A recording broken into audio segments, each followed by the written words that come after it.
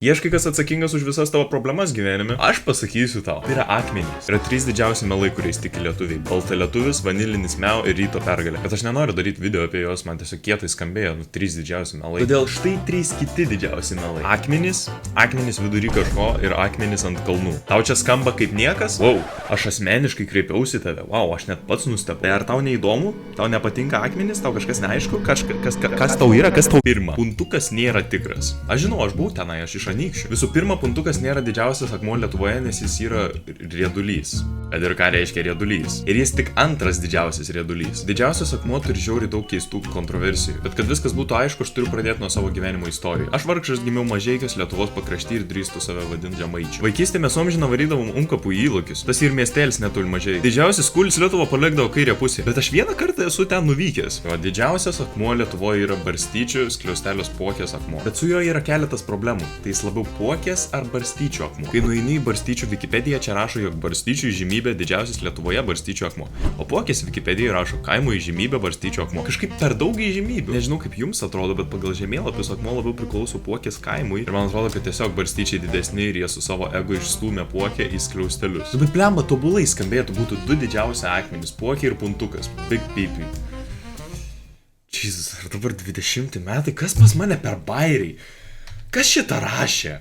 Išmeskit šitą maiką, jis net netikras. Dar viena kontroversija, tai kas po galais yra tas riedulys. Vėlgi pagal Wikipediją tai yra kažkoks suapvalintas akmuo. Bet puntuką tiek luksmeksino per metus, kad aš net nežinau, ar jis tikrai vis dar apvalus. Jo labiau pusantro metro.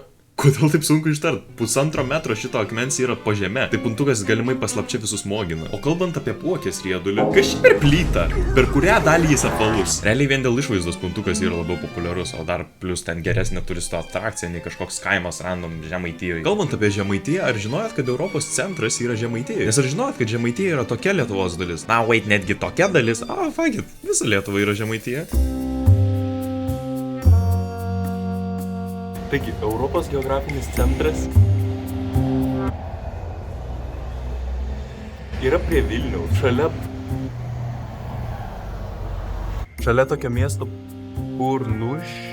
Ir aš galvoju, kad aš ten nevarysiu. Bet tada tą vietą aš įsivedžiau viešo transporto appsą ir pasirodo, tai žiauriai paprastai ir lengvai galima patekti. Tai šiandien mes važiuosime autiku. Ir tada iš karto susidūriau su problema. Net važiavo kitas autikas. Ką man daryti? Bet nieko, galiausiai radau autobusą, kuris nuvedė mane. Aš esu vidury niekur. Arba kaip kai kas pasakytų, vidury Europos. Taip lame, holy shit. Tada man dar reikėjo 40 minučių eiti per sodybas kažkieno dirvoną ir sužinojau, kad aš aptvertas, tai gerai, kad šitam gyvenime aš ne elnes, nes nebūčiau užtrukęs. Ir pasirodo, tie vartai kažkaip atskirom dalim atsidaro. What? Kur aš? Galiausiai aš turėjau iškilti iš kanalizacijos ir eiti kelio pakraščiu. Šitai legalu. O patekau į golfo laukus, kažkokią utopiją. Čia ir buvo Europos centras. Aš sugebėjau pasiklysti ir centrą pasiekiau pro kažkokius šabakštynus.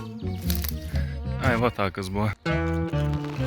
Mes atvykom. Čia yra Europos geografinis centras. Šita vieta turi akmenį. Pastatyta 1997 metais. Ir tada tikriausiai po 7 metų kažkas susiprato, kad žiauri lame yra tiesiog padėti akmenį, tai jie padarė šitą daiktą. Ir tada, kai jau 2004 metais viskas čia nusisėdėjo, ir lietuviai turėjo gražią vietą, kur gali visi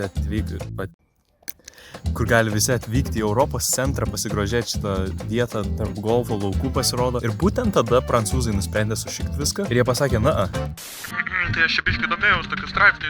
Žodžiu buvo taip, kad jie patys mokslininkai darė abu koordinačių tyrimus pagal gravitacinę centro formulę. Tai visai paprasta, šiek tiek trigonometrijos ir išvestinių integralų. Bet pirmą kartą tiesiog viską netiksliai apskaičiavo ir centras nukrypo net per 4 minutės koordinačių. Ir tai reiškia, jog iš tikrųjų Europos centras yra čia. Mes jau jį pravažiavom kažkur. Ir jo labiau nepamirškim, kad čia yra tik vienas iš įmanomų geografinių centrų, priklausomai nuo to, ką mes iš viso laikome Europą. Ir šita vieta, again, yra reklamuojama labiau nei tikrasis centras. Ir mes tiesiog sakom, čia ir centras, viskas. Lygiai taip pat, kaip visi važiuoja prie puntuko, niekas nevažiuoja prie Puokės akmens. Bet kodėl taip yra? Ar žmonės, žinodami, kur yra tikrasis Europos centras, važiuotų į tuščią vietą vidury laukų? Tikriausiai ne, bet realiai čia irgi tuščia vieta vidury laukų. Ir tada viskas dėl paprastumo, nes čia tiesiog buvo ir tegu lieka centras. Kinda, bet aš iš dalies taip irgi nemanau. Esmė yra jausmas, kurį suteikia ta vieta. Atvykęs čia aš realiai jaučiuosi.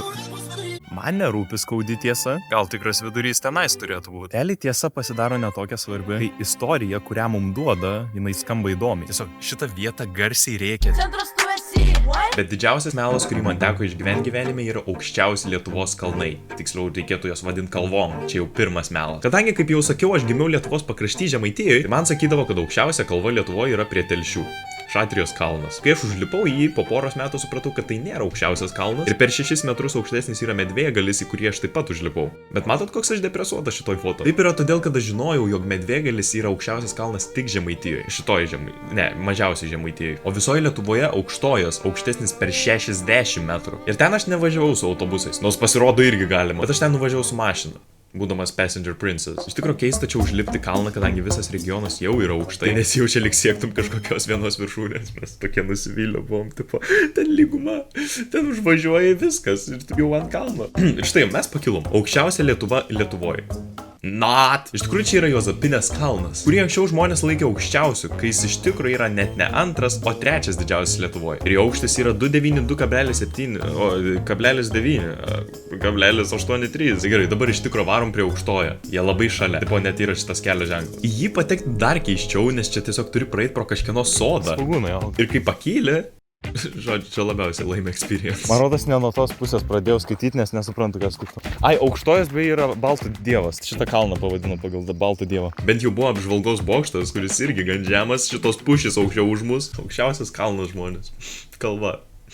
Lyguma. Ir kažkaip aukštojas už Juozapinę yra aukštesnis per metrą. Ir šitas akmuo apvalina kalno aukštį iki 294 metrų. Kad ir ką tai reiškia. Dėl šito akmens lygiai 294 metrai. Aš nežinau, kas skaičiavo, kad šitas akmuo būtų 294.